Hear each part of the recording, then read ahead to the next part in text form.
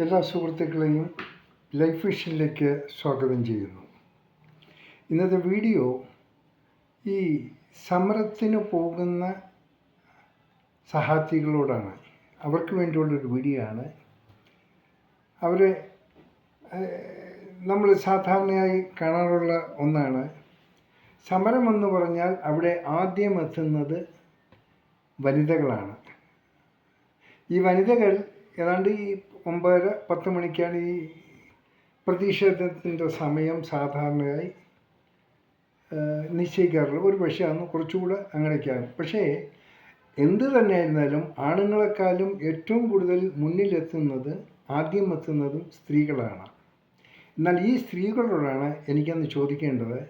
നമ്മൾ കണ്ട സമരമുറങ്ങൾ ആൾമോസ്റ്റ് ഒരു 70% വിവാഹം കഴിച്ച സ്ത്രീകളാണ് കൂടുതലെത്തുക. ഏതാണ്ട് ഒരു ബിറ്റ്വീൻ ഒരു 30-55 വയസ്സിനുള്ള ആൾക്കാരാണ് നമുക്ക് കാണാൻ സാധിച്ചത്. കാര്യം ഈ ഇടയ്ക്കൊക്കെ കാണാം, ഈ ബസ്സൊക്കെ തടഞ്ഞ സമരത്തിലൊക്കെ സ്ത്രീകളെ കണ്ടതാണ്. എനിക്ക് ഇവരോട് ചോദിക്കാനുള്ളത്, സാധാരണയായി ഒരു സ്ത്രീ ഒരു വിവാഹിതയാണെങ്കിൽ അവർ രാവിലെ ഉണരുമ്പോൾ അവർക്ക് അവരുടേതായ ഒത്തിരി കാര്യങ്ങൾ ചെയ്ത് തീർക്കാനുണ്ട്. അത് തീരുമ്പോൾ എന്തായാലും 9:30 to 10 o'clock, 9, 9:30, 10 മണിയാകും.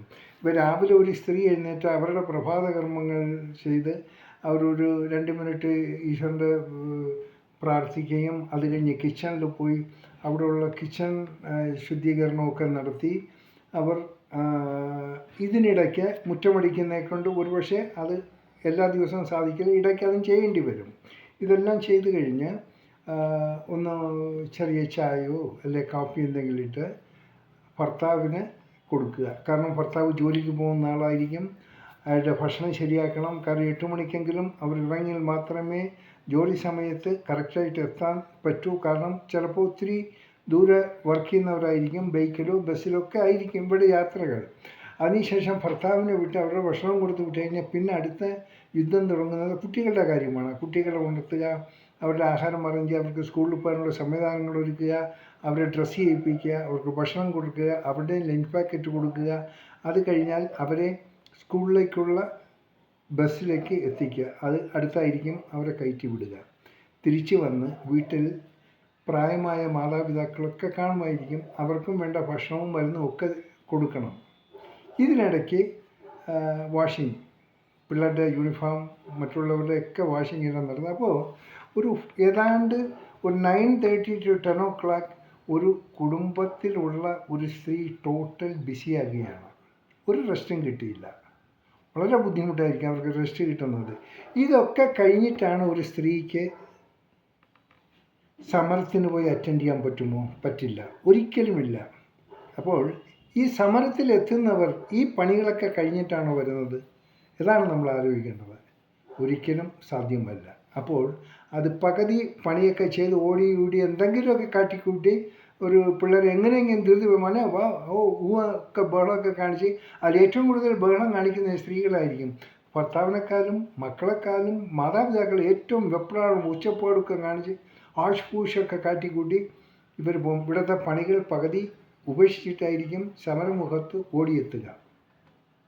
ഈ സ്ത്രീകളോടാണ് ഞാൻ ചോദിക്കുന്നത്, ഇതാണോ പ്രാധാന്യം? നിങ്ങളെ സമരമുഖത്ത് പോയി മുഖം കാണിച്ച് അവിടെ കിടന്ന് വിവരമില്ലാത്ത നേതാക്കന്മാർ എഴുതിത്തരുന്ന മുദ്രാവാക്യം എന്താണ്, ശരിയാണോ തെറ്റാണോ, ഈ മുദ്രാവാക്യത്തിൻ്റെ അർത്ഥം എന്താണെന്ന് മനസ്സിലാക്കിയിട്ട് ഒന്നുമല്ല വിളിക്കുന്നത്. കൊടുക്കുന്നത് ഏറ്റുമാണ്. എന്നിട്ട് അവസാനം ജലപെരുങ്കിയിട്ട് അവിടെ അടിയിൽ പോയി കിടന്ന് ഉരുണ്ട് ഉള്ള പ്രശ്നമൊക്കെ കാണിച്ച് ഇതൊക്കെ വീട്ടിൽ എത്തുന്നത് ആവശ്യതയായി 2 മണി 3 മണിക്ക് എത്തിയാൽ ഇവർക്ക് എന്ത് ചെയ്യാൻ പറ്റും? ഒന്നും ചെയ്യാൻ പറ്റിയില്ല. അപ്പോൾ ചുരുക്കി പറഞ്ഞാൽ ഈ വീട്ടുകാര്യങ്ങൾ ഇവർക്ക് ശ്രദ്ധിക്കാൻ പറ്റുന്ന സാഹചര്യം ഉണ്ടാവില്ല.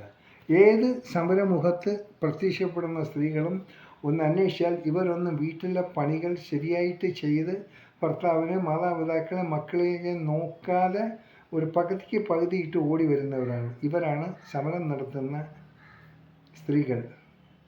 ഇത് ശരിയാവുമോ? ശരിയാകില്ല.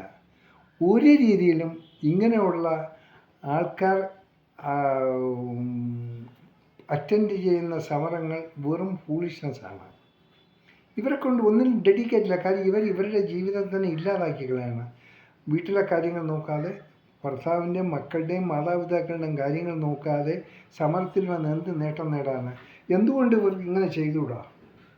എല്ലാവരും സമരത്തിൽ പങ്കെടുക്കണം. എന്നാൽ പങ്കെടുക്കുന്ന അവർക്ക് അവരുടേതായ ചില പ്രോഗ്രാമും എന്തൊക്കെയൊക്കെ ഉണ്ടായിരിക്കണം. അപ്പോൾ സമരത്തിന് ഇപ്പോൾ വീട്ടിലുള്ള ജോലികൾ ചെയ്തു തീർത്ത് എല്ലാവർക്കും അറ്റൻഡ് ചെയ്യുന്ന രീതിയിലുള്ളൊരു സമയമായിരിക്കണം നേതാക്കന്മാർ ചെയ്യേണ്ടത്. അതവർ ചെയ്യില്ല. അവർ അതിനെപ്പറ്റിയൊന്നും ചിന്തിക്കില്ല. അവർക്ക് സമരം തുടങ്ങണം, കീഴ്ഘടകങ്ങളിലേക്ക് പറയണം, ഘടകങ്ങളിൽ എത്തിച്ചാൽ അവർ ജോലിക്ക് വരണം. ഇല്ലെങ്കിൽ അവർക്ക് വല്ല എന്തെങ്കിലും യൂണിയൻ ഫെസിലിറ്റീസ് വല്ലതുണ്ടെങ്കിൽ അവരെ അവിടെ നിന്ന് സസ്പെൻഡ് ചെയ്ത് അവരുടെ ജോലി നഷ്ടപ്പെടും. ഇതാണ് ഒരു രാഷ്ട്രീയത്തിൽ ഏർപ്പെടുന്ന സ്ത്രീകളുടെ ഏറ്റവും വലിയ ഗതികേട്. സോ ഇവരോടൊന്ന് പറഞ്ഞു, നിങ്ങൾ എങ്ങനെ തന്നെ ആയിരുന്നാലും നിങ്ങളിൽ നിക്ഷിപ്തമായിരിക്കുന്ന ചില കടമകളുണ്ട്. അത് നിങ്ങൾ നിർവഹിച്ച് തന്നെ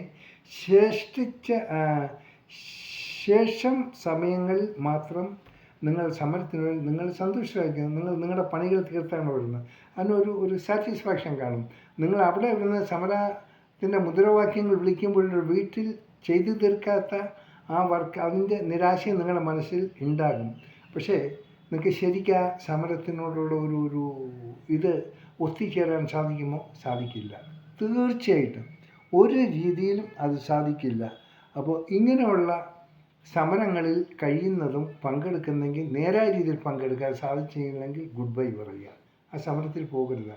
അല്ലെങ്കിൽ ഏത് പാർട്ടിയിലുള്ളവരായാലും അതിനൊരു സമയം, സ്ത്രീകൾ പങ്കെടുക്കുന്ന സമരങ്ങളിൽ ഒരു നിശ്ചിത സമയം വയ്ക്കുക. വീട്ടിലുള്ള ജോലികളെല്ലാം തീർത്ത് അവർക്ക് അനായാസം വന്ന് ചേരാനുള്ള സംവിധാനവും സമയവും ഉണ്ടായിരിക്കണം. അതല്ലെങ്കിൽ വരുന്ന സ്ത്രീകൾ അതൊന്നും നേരായ രീതിയിൽ വീട്ടിലെ കാര്യങ്ങൾ നോക്കുന്നവരല്ല, താന്തോന്നികളായിട്ട് മറിഞ്ഞ് നടക്കുന്നവരാണ്. ഈ പാർട്ടിയുടെ പേരും പറഞ്ഞ് പാർട്ടിയെ തന്നെ ഇല്ലാതാക്കാൻ വേണ്ടി, മോശമായ പേരിന് വേണ്ടി എല്ലാവിധ മോശമായ കാര്യങ്ങളിൽ ഇവരിടപെടും. കാരണം ഇവർ വീട്ടിൻ്റെ കാര്യം നോക്കണ്ട, ഒന്നും നോക്കണ്ട.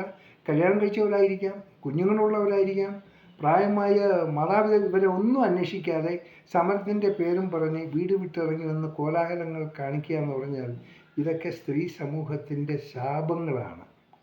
ഞാൻ എല്ലാവരും പറയുന്നില്ല, ഒരുപക്ഷെ ആരെങ്കിലും ഇങ്ങനെയൊക്കെ കഷ്ടപ്പെട്ട് വരുമായിരിക്കും. പക്ഷെ കഴിവതും അങ്ങനെ കഷ്ടപ്പെട്ട് എത്താൻ പറ്റില്ല. അതുകൊണ്ട് സ്ത്രീ സമൂഹം ഒന്ന് ആലോചിക്കുക.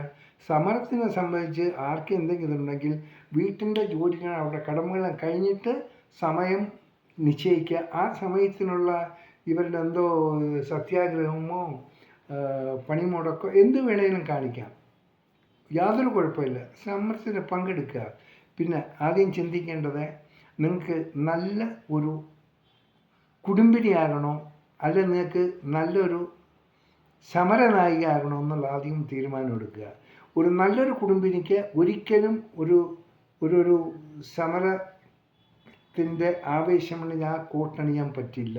അതിൽ ഒരിക്കലും നല്ല ഒരു റിസൾട്ട് നിങ്ങൾക്ക് ഉണ്ടാക്കാൻ പറ്റില്ല. സോ വീണ്ടും പറയുന്നു, സമരത്തിന് പോണ സ്ത്രീകളോട് നിങ്ങൾ ആലോചിക്കുക, ഏതിനാണ് മുൻഗണന കൊടുക്കേണ്ടത്. 5 വർഷം കഴിയുന്ന ഒരു മിനിസ്ട്രിക്ക് വേണ്ടി കിടന്ന് വേവലാതിപ്പെടേണ്ട കാര്യങ്ങളൊന്നുമില്ല. ആ സമയത്ത് നിങ്ങൾ വിലയിരുത്താം. ഒരു 4.5 വർഷം കഴിയുമ്പോൾ നിങ്ങൾക്കൊരു കാഴ്ചപ്പാടുണ്ടാകും. ഭരണവും അതും ഒക്കെ എങ്ങനെയായിരുന്നു, എന്തായിരുന്നു, ഗുണമാണോ ദോഷമായിരുന്നു, എല്ലാം ഒരു കാൽക്കുലേറ്റ് ചെയ്ത് കഴിഞ്ഞ് നിങ്ങൾക്ക് നിങ്ങളുടെ തീരുമാനം എടുക്കാം. അന്ന് നിങ്ങൾക്ക് എവിടെയാണ് യോജിക്കുന്ന ആ പാർട്ടിയായിട്ട് ചേർന്ന് സമരം ചെയ്യുക. നിങ്ങൾ ഇഷ്ടപ്പെടുന്ന പാർട്ടിയെ വിജയിപ്പിക്കുക. നിങ്ങൾ 5 വർഷത്തിലൊരിക്കൽ കഷ്ടിച്ച് കൊടുക്കേണ്ടത് 2-3 മാസം ഈ പ്രവർത്തനത്തിന് മാറ്റി വയ്ക്കുക. അതായിരിക്കും നല്ലത്. ബാക്കിയുള്ള സമയം നിങ്ങളുടെ വീട്ടിൻ്റെ കാര്യങ്ങളും നിങ്ങളുടെ സ്വയമുള്ള ജോലികളും അതിനായിട്ട് വേണ്ടി തിരഞ്ഞെടുക്കുക. ചെറിയൊരു സന്തോഷം അതിലൂടെ ഉണ്ടാകും. സമാധാനമുള്ള ഒരു കുടുംബത്തെ വാർത്തെടുക്കാൻ പറ്റും. അത് രാഷ്ട്രീയം ഒരിക്കലും സമാധാനമായി ഉള്ളൊരു കുടുംബത്തിനെ വാർത്തെടുക്കാൻ ഒരിക്കലും സാധിക്കില്ല. അതിന് തടസ്സങ്ങളെ ഉണ്ടാകൂ. ഒന്ന്, സമരത്തിൽ പോണ യുവതികൾ ഒന്ന് ശ്രദ്ധിക്കുക, എന്താണ് വേണ്ടതെന്ന്. അതനുസരിച്ച് തീരുമാനമെടുക്കുക. തീരുമാനത്തിലൂടെ ഭർത്താവിനെയും മക്കളെയും മാതാപിതാക്കളെയും ഉപേക്ഷിച്ചിട്ടുള്ള എന്ത് പ്രവർത്തനം നിങ്ങൾ ചെയ്താലും നിങ്ങൾക്കതിൽ നല്ല റിസൾട്ട് കിട്ടത്തില്ല. അത് മോശമായ റിസൾട്ടേ കിട്ടൂ. ആലോചിക്കുക. സമരങ്ങൾ ഞാൻ തന്നെ കഴിഞ്ഞ തവണ ഒരു ബസ് സമരം നടന്ന കണ്ടു. ഈ KSRTC ബസ് സമരം കണ്ടു കോട്ടയത്ത്.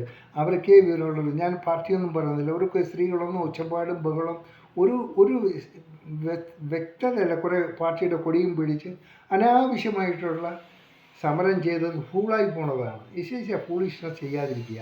പാർട്ടിക്കാരും നേതാക്കന്മാരും പലതും പറയും, അത് കുഴപ്പമില്ല. ഒരു നേതാവിനെ ഒരു പാർട്ടിയിൽ മുഖ്യത്വം ഉണ്ടാവുള്ളൂ, അണികൾക്കൊന്നും ഉണ്ടാവില്ല. നിങ്ങളെ വെറും സമരം ചെയ്യിപ്പിക്കാൻ വേണ്ടി മാത്രം ഒത്തുകൂടിച്ച് വീട്ടിലെ കാര്യങ്ങളും ഇല്ലാതാക്കി ആക്കൊണ്ട് നശിപ്പിച്ച് ജീവിതത്തെ കോഞ്ഞായിട്ട് ആക്കാൻ ശ്രമിക്കാതിരിക്കുക. കാണാം വീണ്ടും മറ്റൊരു വീഡിയോയിലൂടെ. എല്ലാവർക്കും നന്ദി, നമസ്കാരം. ഞാൻ GK തുമ്പക്കാരൻ. Thank you.